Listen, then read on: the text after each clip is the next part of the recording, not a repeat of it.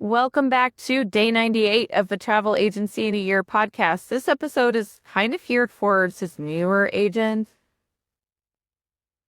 and it's all about client feedback. Yet, the client feedback. Do you have a client assessment and feedback system that's like, not this, hey, thanks for your trip, welcome home, neither are you, bye. That's not feedback. They might read feedback, but they might just be like, boom, 5 stars. You know what I mean? But why even ask of you that? Great question, Rachel. I have 1, 2, 3, or 5 reasons why you could ask for client feedback. I'm moving back in my chair a little bit. I have to discuss the audio too badly. That's the type of thing. Okay. The why ask for feedback. Number 1. You get a way better understanding of your client's pain points, especially as they evolve over time. Like, I do talk about developing your ICA so that you can be very clear in your messaging and your services offered aligned with serving one very clear avatar that hundreds, thousands of people would be very similar to, right? And that doesn't mean when you create your ICA that you 100% know them inside out and all of their pain points. So,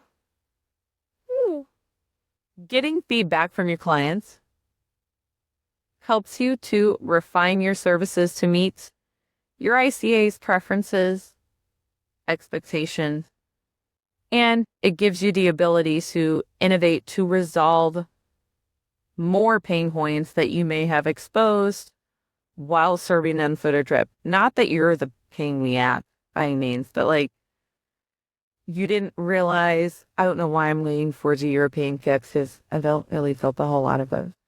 But you didn't realize the intricacies of traveling from one country to the next for some reason in Europe, like rails issues or like strike going on with the ferries or rail for the airline, and how you would mitigate those pain points from the future. And you can't just be like, well, I would just do this, but this is what I want. Because you're not thinking about your client and thinking about yourself, right? And your client providing feedback after the trips would be helpful, or even during the planning process. We'll get into that toward the end of this serves. Number 2, it builds loyalty because you are involving your clients in creating and refining your services. Your success is their success, and their success on their next trip is your success. Unless I said next trip, because you want to leave me some, right? That makes sense. Like, imagine we're just going to pretend it's an ice cream shop with travel agency and an iced tea shop where you really like ice cream. I don't know why I'm talking about ice cream right now. I need dessert. But let's say you walk into an ice cream shop and they're like, would you like to try? We have 3 new recipes, but we don't know which one we want to promote. Would you like to sample these 3 and provide feedback so we know what to add to our menu? First of all, you're like, heck yeah, free ice cream. But secondly, how excited did you be if you're like, oh yeah, this mint chocolate chip is the way to go? And then they have it on the menu. You feel like, I helped make that decision. It's almost as though you were investing in the company, right? By providing his feedback. So it's almost like if you fought like a bunch of shares of stock in a company. Hi, and Native Bifflin.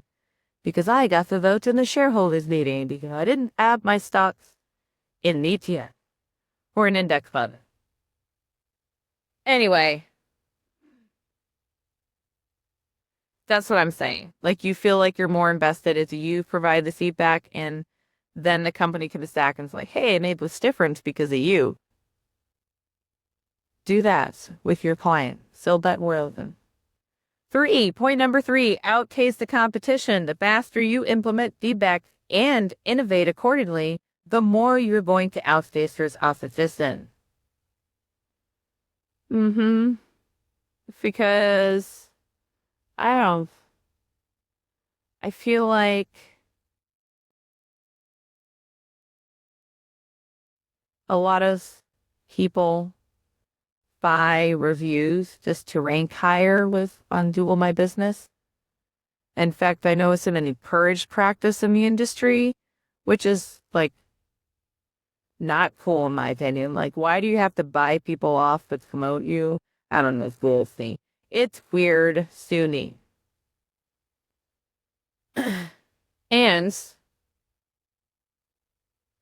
you aren't actually getting any feedback.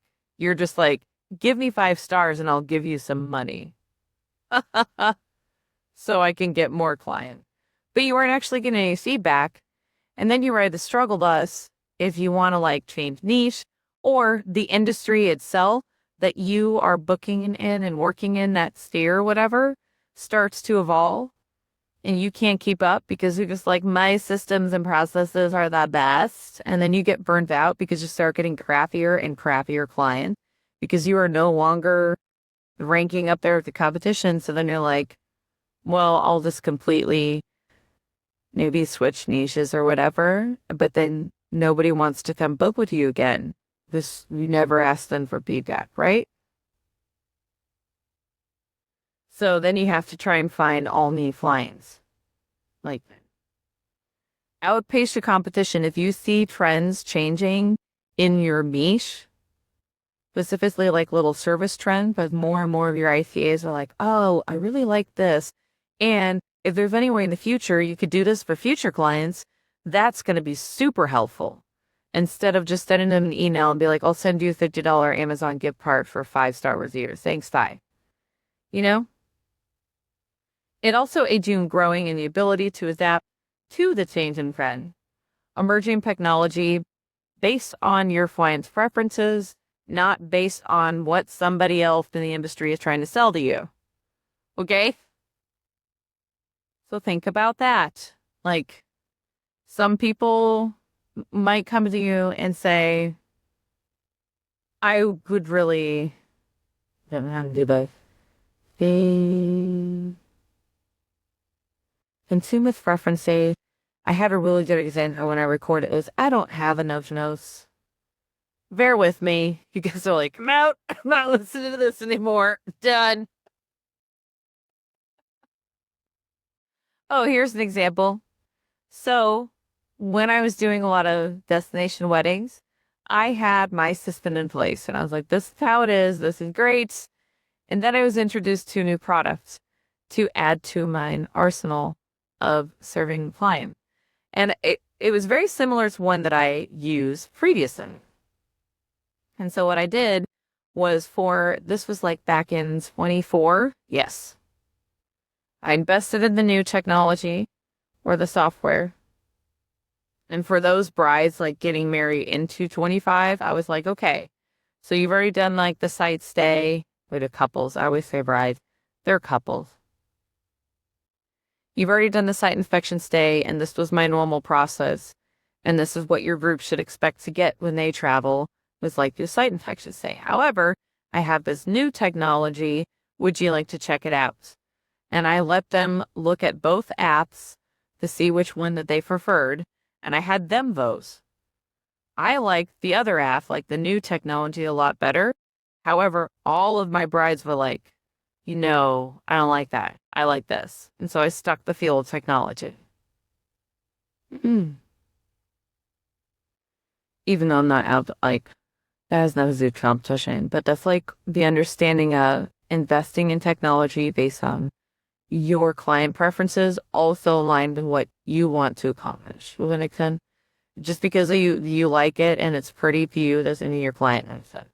Even though you've got to work in it already. Okay, point number 4, reduce the risk of missing the mark with your services, but helps you focus on investment in your agency that improves or develops features and functionalities that your client values, not just what you like.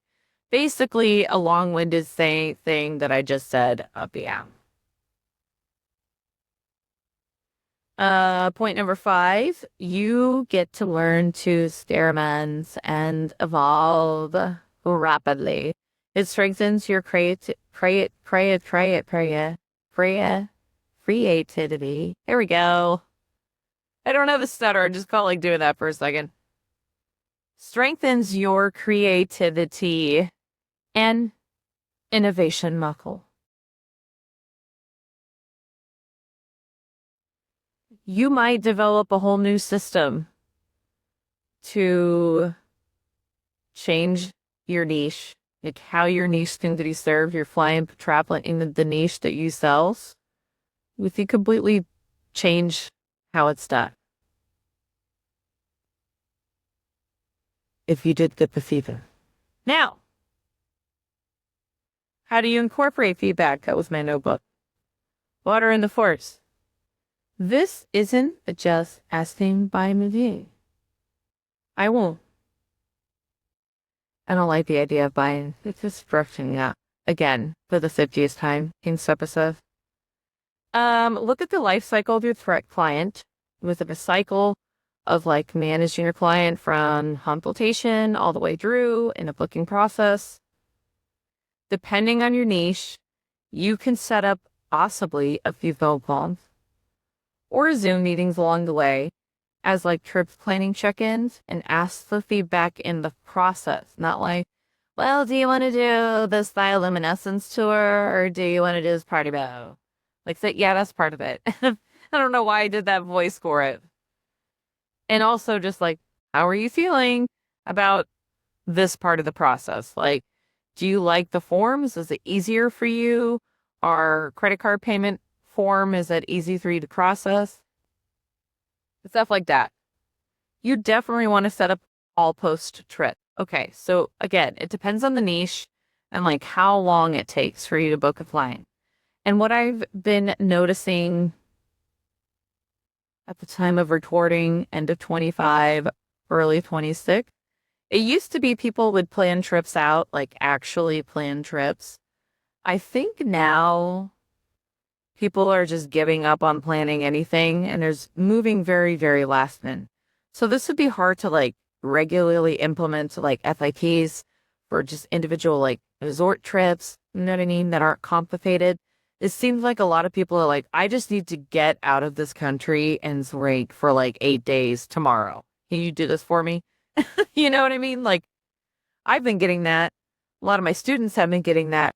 My sub-agents have been getting that recently. Whereas it used to be like more like 3 to 6, maybe 9 months out if it's just like an individual little trip. And then for groups, it's like even my wedding requests are like, we're getting married in like 2 days. Can you get 120 people together? Not 2 days, but a lot shorter time frame than it used to be. So this might be a little bit difficult to tweak. If you need to tweak it, again, it's look at the kind it takes for you to go a client, okay? And figure out a way to set up calls. At least have something post travel documents delivered to them, and however you deliver it to them. Yes, you can screen record videos and make it a lot easier. And also always offer the chance for a full call. So walk them through and answer any more questions before they go. Some people will be like, nah, we got it. It's super easy. Thank you, though. Other people are going to be like, I don't know what an app is. I need your help. Get me on. How do I fill out the immigration forms? I'm so nervous. Like, everyone's a little bit different with how prepared they feel. And then again, always set up a call post-trip for feedback. If you do a lot of weddings and groups, do it with a group host. Don't do it with everybody in a group. That would be a nightmare. Now, when you are doing these calls and getting this feedback, it's not always going to be like, this is the best thing ever. You're going to get some, like, this is the dumbest thing I've ever heard. This is very frustrating for me. At different points, during your career. I'm not saying like it's guaranteed to happen with every client, and it will happen in some. Please understand that you need to take the criticisms seriously and constructively. Don't fall into victim of like, well, this person just an ass. Will you five? Take a nap and get back to me. Take it seriously and know that there is no such thing as failures. Don't spiral and be like, oh, well, everybody just hates me. There's no such thing as failure. I want you feedback. This is why you get a feedback assessment, because it doesn't have to be all good news. See how you can adapt to any constructive criticism that your clients are providing. And I'm not saying if your clients are like name calling and just being jerks in general to be like, I appreciate your feedback and I will work on that. Like, that's someone you need to fire. Has anybody been up to that?